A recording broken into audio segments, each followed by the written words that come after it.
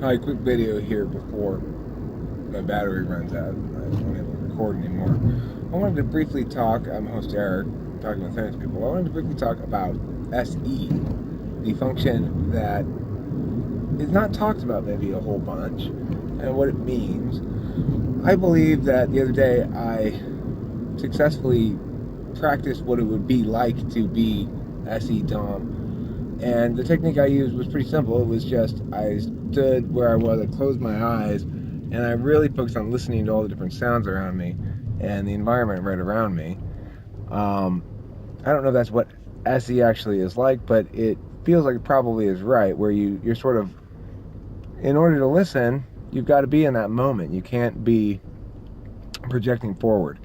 It's an odd place to be in, and I can't stay in it very long without my monkey mind going crazy. But I will tell you that I can understand the appeal of it.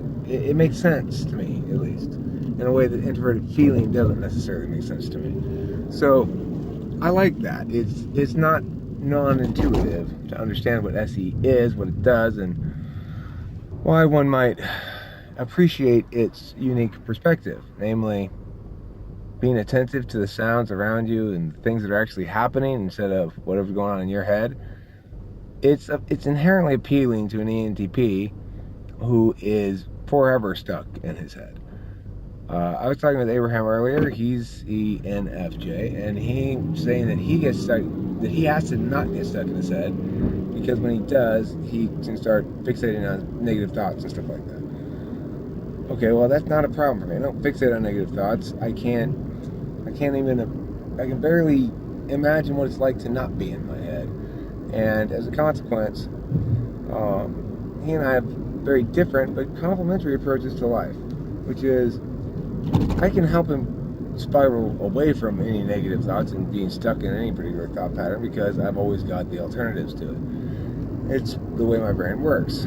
Concurrently, he's able to be attentive to matters that I'm not going to notice, people's reactions, stuff like that. Because even though he's not leading with SE, because he's FE Dom, it requires him to be very attentive to things like facial cues. I mean, not requires, but it means he's very attentive to things like facial cues.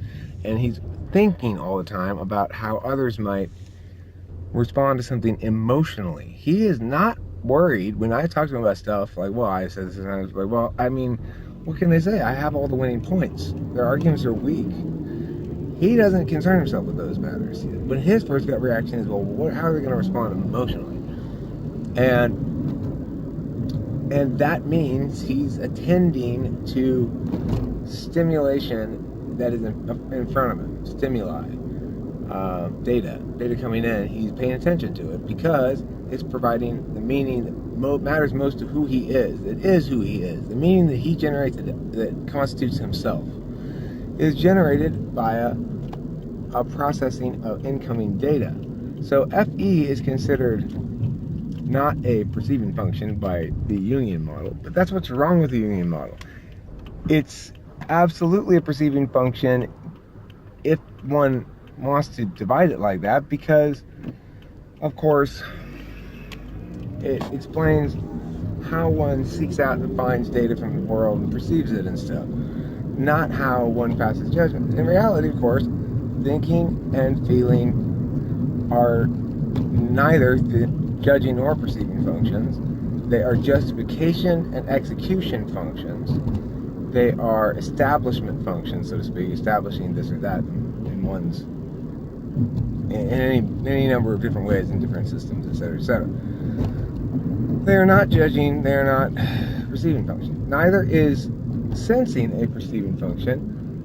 Well, I mean, sensing is really, I guess, the only real perceiving function, and I'd call it an experiential function, but perceiving function is fine. We call sensing a perceiving function, that makes sense.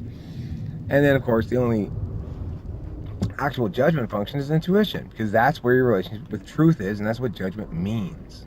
So, to sum up what we've got going here in this 5-minute video, extroverted sensing is how one behaves like a hunter in the world, attentive to every sound in the forest, ready to strike out at one's prey, and feed one's family. But it is something that gets put into the service of FE because FE is fundamentally focused on gathering data about other people.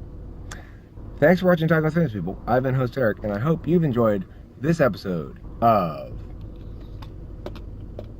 Talking with Famous People.